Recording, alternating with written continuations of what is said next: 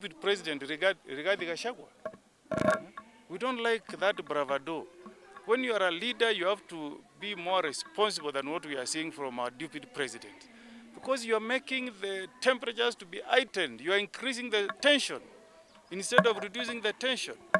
So let him call to order our deputy president regarding Gachagua. This idea of calling people, you have no shareholders, others have shareholders, we don't like that. All of us are Kenyans, we all pay taxes, we all expect services from the government, and anywhere in the world, the government must take care of the poor. Even if you go to America, they take care of the poor. So if the leader of opposition, my party leader Raila Odinga, is asking the government to address the high cost of living, he has a right to do so.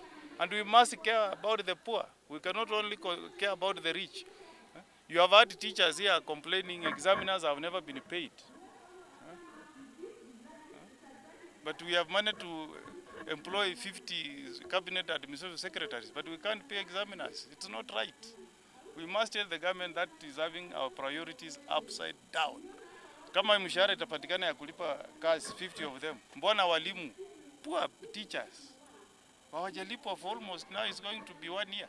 That is not right. Aseiga antowa minto